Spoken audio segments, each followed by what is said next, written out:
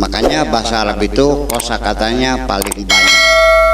Bahasa kuna yang terbanyak kosakatanya adalah bahasa Arab.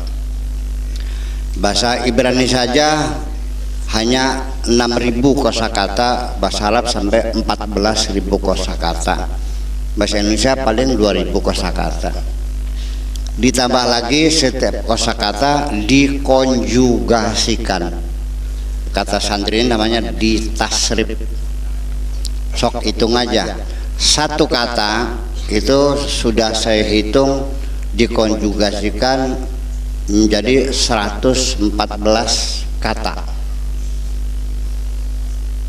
Umpamanya doroba fi'il madi itu udah 12. Doroba doroba dorobu doroba dorobata dorob dorob tadrob dorob dorob dorob dorobna.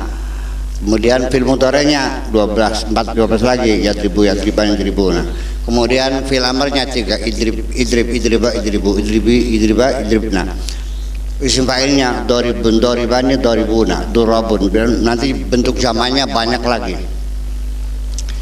Kemudian isim maf'ulnya madrubun madrubani madrubuna madrubatun madrubatani madrubatun. Itu sampai 114 per satu kata.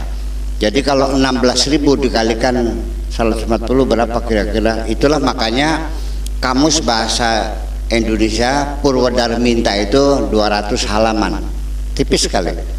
Bahasa Arabnya 36 jilid. Jadi itulah kekayaan bahasa Indonesia itu. Kekayaan bahasa Arab itu sangat luar biasa.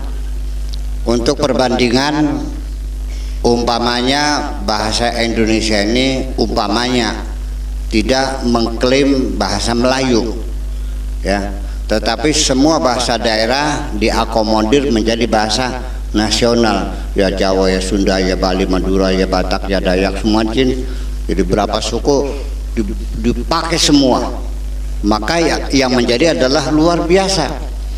Untuk menyatakan pihak pertama saja bisa aku, bisa aing, bisa inyong, bisa ingsun, bisa reang, bisa kula, bisa beta dan sebagainya. Bayangkan seperti itu kira-kira. Nah, nanti yang jadi masalah kadang-kadang kalimatnya sama, tapi di dua suku ini maknanya berbeda. Itulah menyebabkan penafsiran yang berbeda-beda. Itu yang menyebabkan kenapa tafsir itu berbeda-beda. Umpamanya kata-kata cokot di bahasa Jawa ada, di bahasa Sunda ada. Maknanya sama enggak? Saya Pak Edi bilang sama temannya, saya mobil dicokot. Mobil dicokot. Wayang untune. Ya. Jadi itulah makanya sering penafsiran berbeda-beda, kadang-kadang bertentangan sebab maknanya bisa itu bisa ini. Itu permasalahan-permasalahannya. Kemudian bahwa Al-Qur'an yang diturunkan ini pada bulan Ramadan, tepatnya di satu malam yang kita sebut dengan Lailatul Qadar.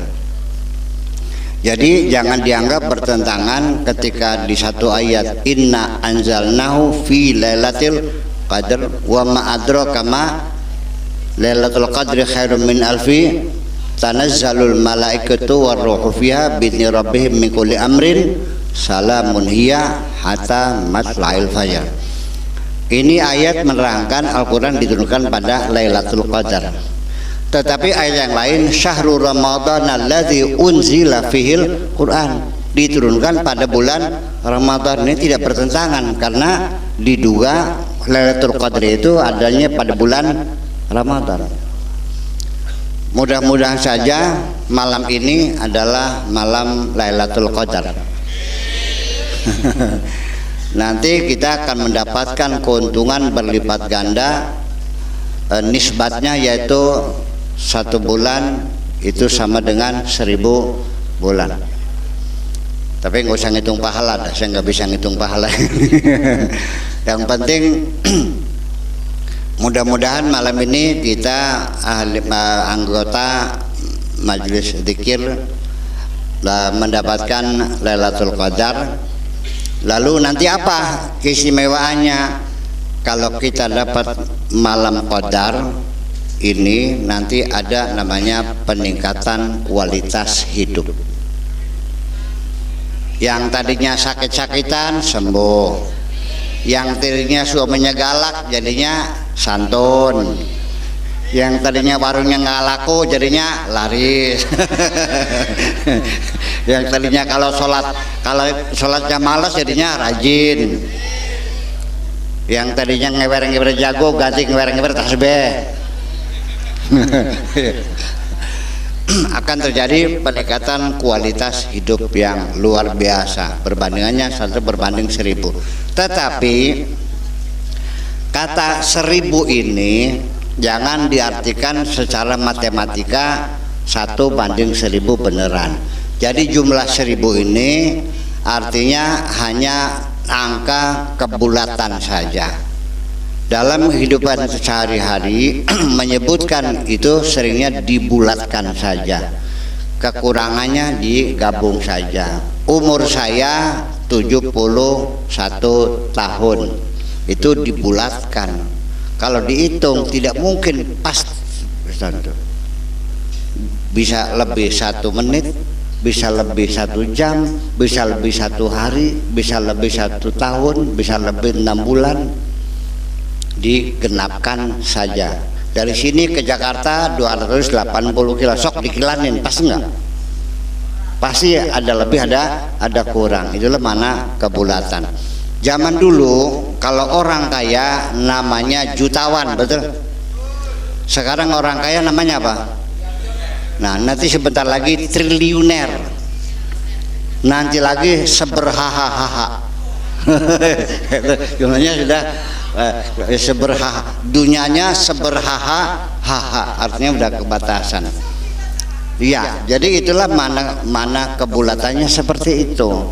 Jadi jangan dikatakan persis bilangannya 1000, benar-benar 1000, menunjukkan saking banyaknya. Bisa lebih dari 1000, bisa kurang sedikit dari 1000-nya, mungkin separuhnya dan sebagainya. Nah, ibu-ibu sekalian, kalau kita ingin mendapatkan malam Qadar, sebaiknya nggak usah milih-milih atau tebak-tebakan. Sebab orang tidak sepakat, ada yang malam Qadar itu tanggal 17, ada 15, ada 21, 29, beragam sekali. Yang penting coba dijaring dari sejak awal Ramadan, yang rajin baca Qur'annya sampai akhir bulan puasa, insya Allah kena. Itu pun belum tentu tahun ini turun di Indonesia. Kenapa? Lailatul Qadar itu lokal. Jadi ukurannya kapan selesainya? Hatta matlail fajr, sampai terbit matahari. Malam ini Lailatul Qadar. Tetapi di Amerika sekarang jam berapa nih? Berarti Lailatul Qadar itu turunnya malam. Di Amerika berarti nggak dapat tahun ini, turunnya di Indonesia, tepatnya di Tegalagung.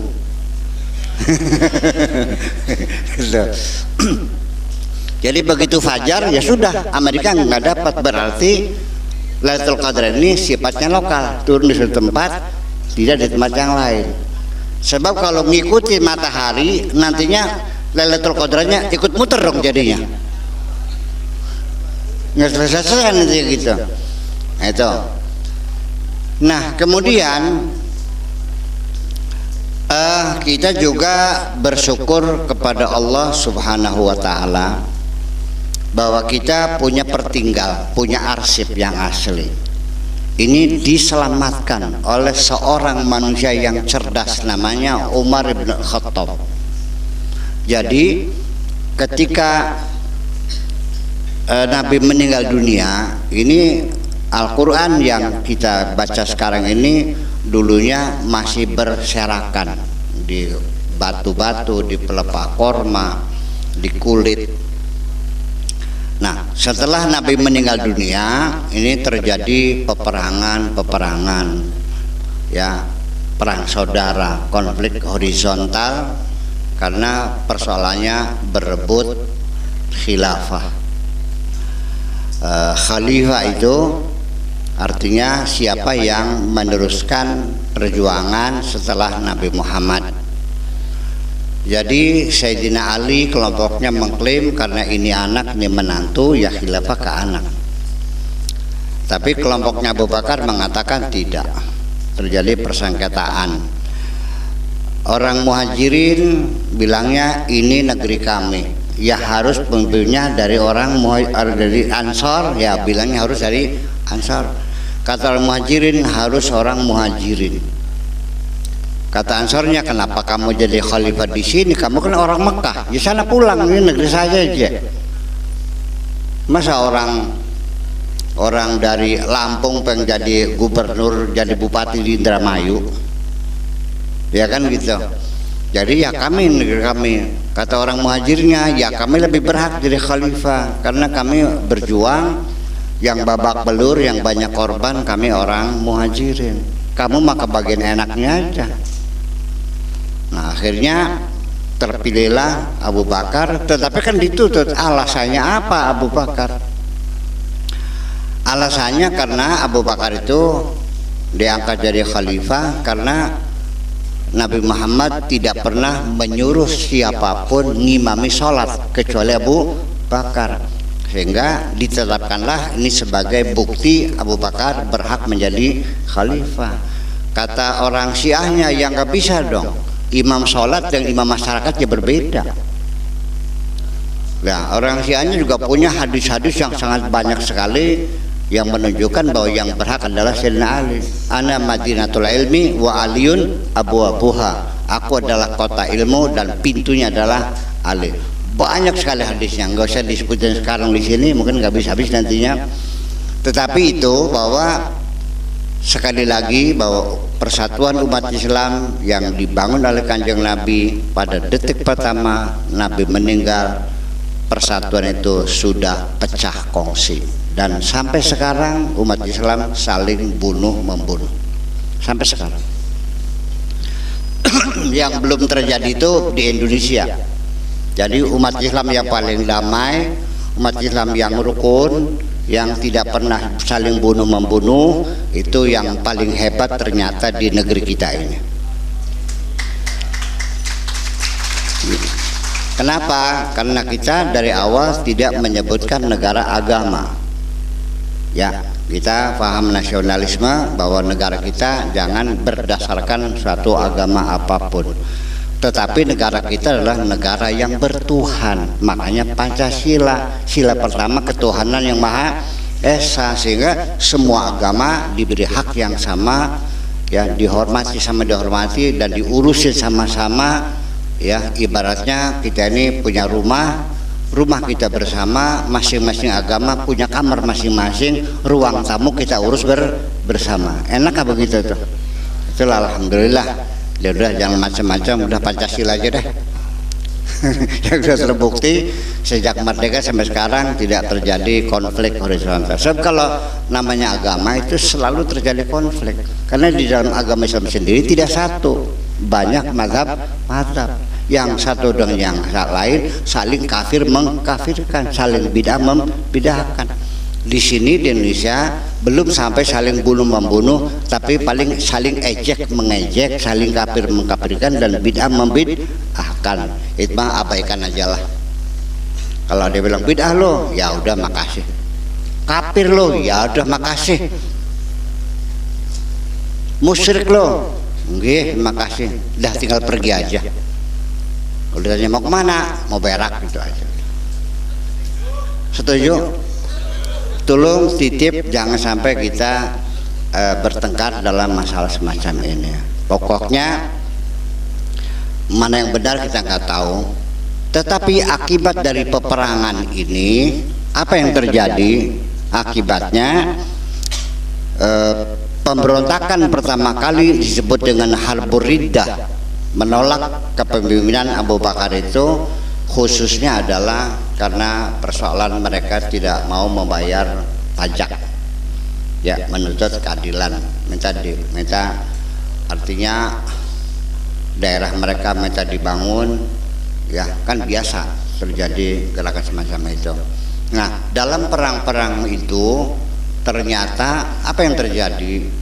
Orang-orang Arab yang hafal Quran itu banyak yang mati, ya kan? Al-Qur'annya masih di batu-batu, masih di pelepah korma. Nah, Sayyidina Umar kan mengatakan kepada Abu Bakar, ini khalifah, Al-Qur'an ini titipan Kanjeng Nabi harus dilestarikan supaya anak cucu kita punya pertinggal. Jadi gimana maksudnya? Ya dikumpulkan, dituliskan, dibukukan, dicetak, dijilid, terus dibuat standar, disamakan. Abu Bakar menolak, nggak usah, karena Nabi tidak menyuruh untuk mengumpulkan Al-Quran dalam mushaf.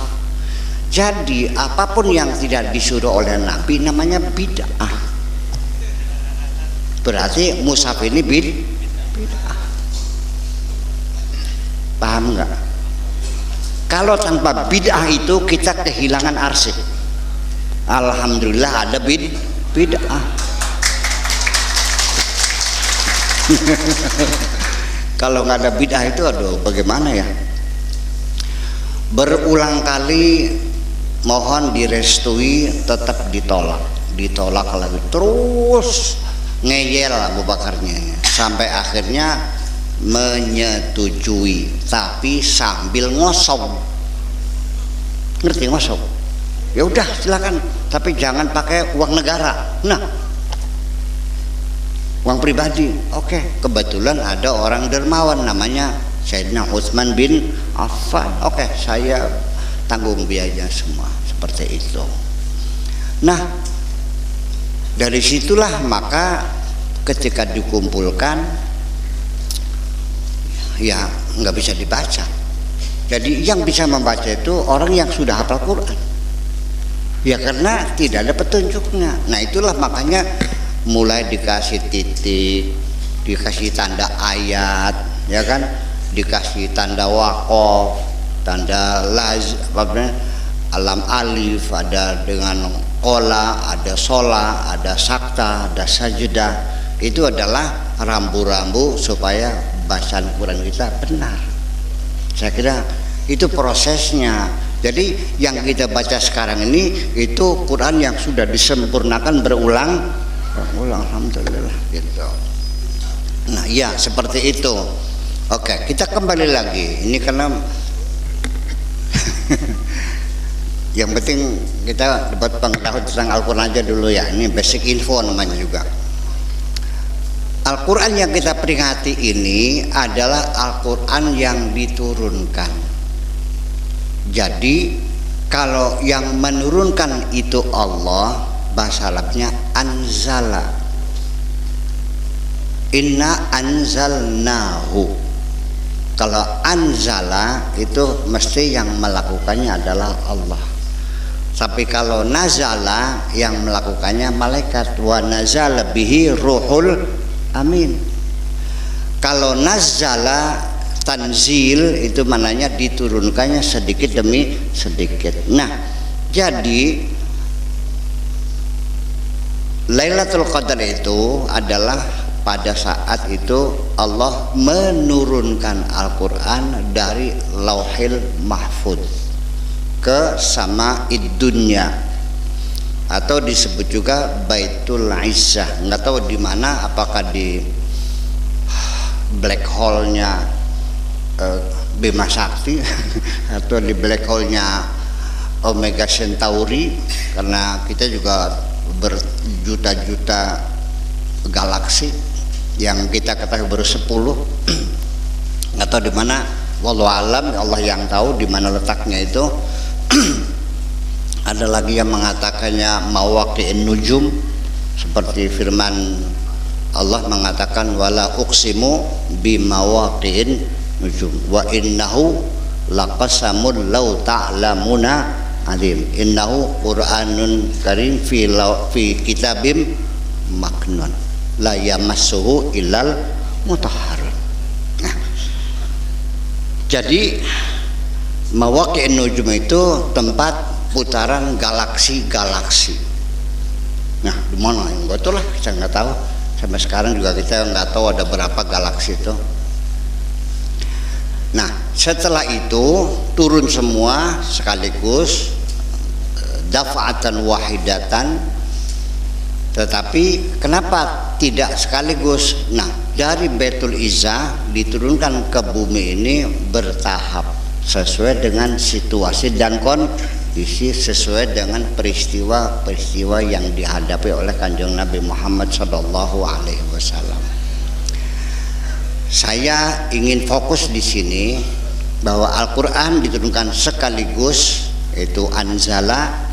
Nah, begitu turunnya perlahan-lahan sedikit demi sedikit namanya nazzala. Wa nunazzilu minal Qur'ani, kemudian kami turunkan berulang-ulang. Ini artinya bahwa Al-Quran sengaja diturunkan bertahap itu.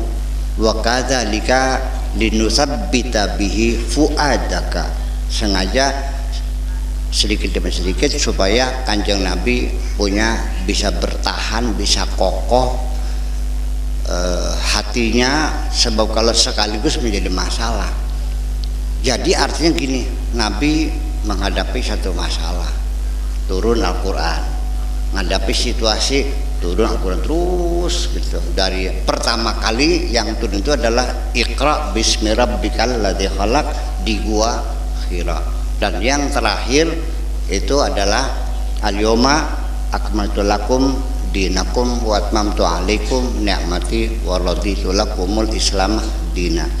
Tetapi sampai sekarang saya tidak punya arsip atau catatan ataupun buku Al-Quran yang sesuai dengan turun ayat demi ayat, nggak ada. Nggak tahu kemana itu, atau mau waktu itu kemana, bayangkan ya susah. Andai kan itu ada, kita akan bisa menjawab banyak persoalan. Itu sayang sekali itu tidak ada. Ya mungkin waktu itu nggak kepikir barangkali ya, kumpulin semuanya dimusnahkan sampai kita tidak punya arsip. Itulah. Nah, yang ingin saya sampaikan bahwa peristiwa itu terjadi saja dulu, baru undang-undangnya diturunkan begini, terjadi dulu baru undang-undangnya begini. Jadi artinya dengan demikian bahwa hukum itu adalah kondisional sesuai dengan perkembangan zaman. Nggak ada undang-undang permanen selamanya. Nah, ini yang menjadi masalah bagi kita umat Islam. Umpamanya dalam Al-Quran dikatakan as-sariqu was-sariqatu faqta'u aydiyahuma. Pencuri laki, pencuri perempuan, potonglah tangannya.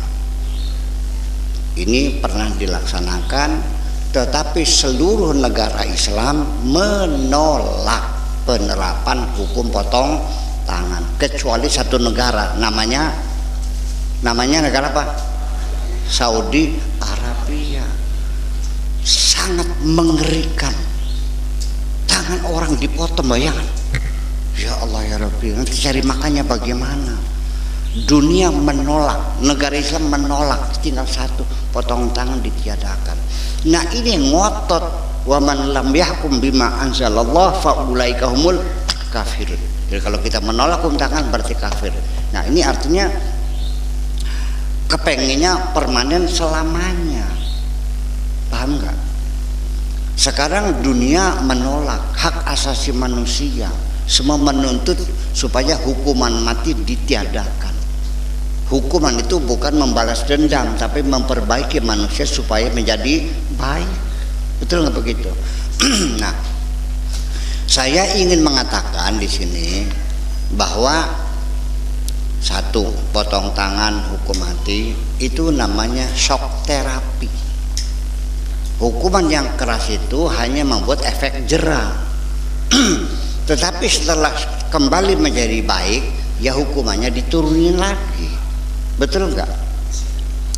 Di negeri ini juga pernah ketika kriminalitas meningkat luar biasa sehingga mengancam keamanan negara, maka disitulah para preman-preman ditangkap sore hari, malam didor, paginya dibuang di sungai. Orang Indramayu 3 bulan tidak ada yang mau makan ikan. Ya, oke. Kenapa? Sudah sangat berbahaya. Di negeri kita juga pernah terjadi begitu, namanya shock terapi. Kalau sudah aman, ya sudah, jangan terus-terusan, ya habis rakyatnya nantinya. Paham? Itu satu.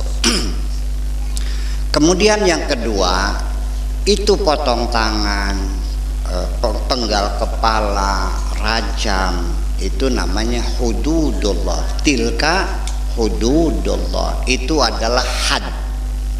Had itu artinya hukuman maksimal. Maksimal potong tangan, maksimal. Artinya seorang hakim punya pertimbangan, bisa saja dikurangi, tidak potong tangan tapi jentiknya saja bisa, atau bisa diganti dengan hukum penjara, bisa. Bukan membebaskan pencuri tapi hukumannya tidak potong tangan. Jadi maksudnya waman yata'adda hududallah, siapa yang melebihi faulaika humudz zalimun, melebihi batas maksimal itu tidak boleh. Awas, undang-undang itu tidak boleh melebihi batas maksimal. Ini logikanya biar ini, karena ini juga ada apa namanya YouTube dibaca oleh banyak orang supaya kita mengerti bahwa yang tidak boleh itu melebihi batas maksimal. Wa may yata'adda hududallah, barang siapa yang melampaui batas-batas itu, had yang Allah tetapkan, itulah yang zalim.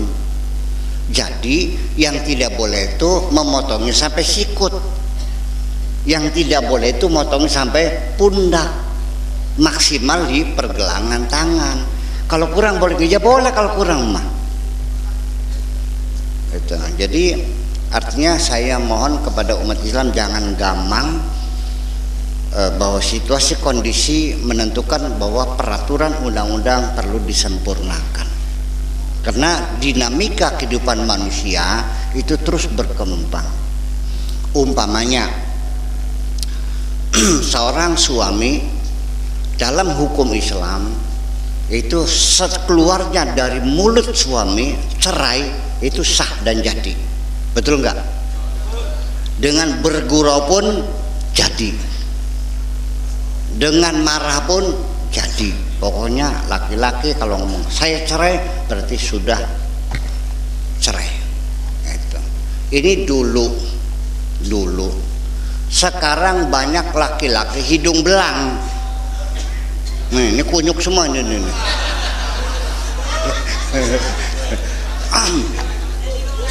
Iya, habis manis apa?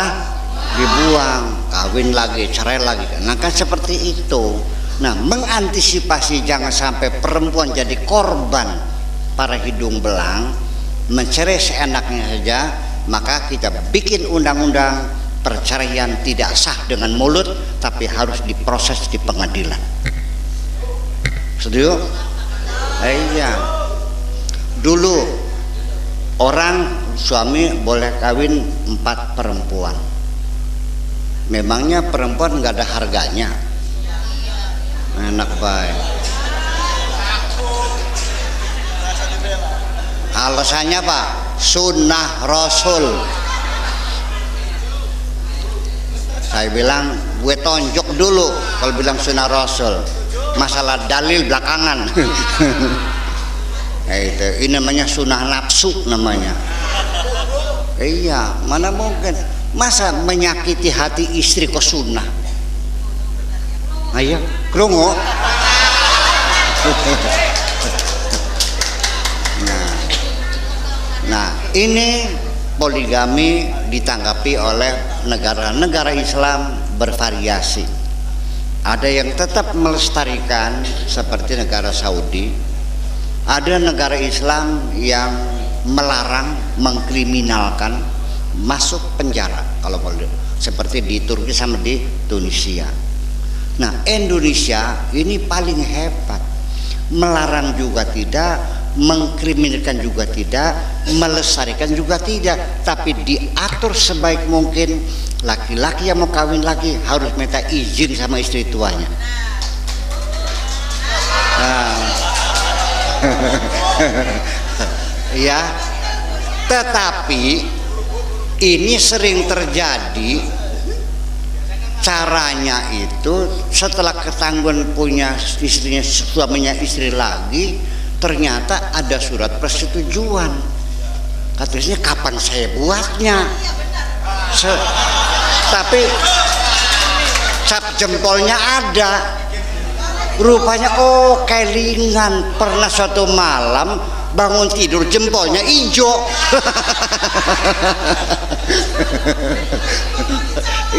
Iya, dicolong jempolnya. Nah, akhirnya sekarang harus diproses. Tidak cukup hanya dengan surat, tapi dipanggil istri tuanya. Betul, ibu mengizinkan? Betul. Umpamanya, kenapa? Karena saya, Tuan Hakim, karena saya sakit, tidak bisa melayani suami saya. Suami saya masih muda. Daripada dia melacur, ya sudahlah saya ikhlaskan. Begitu.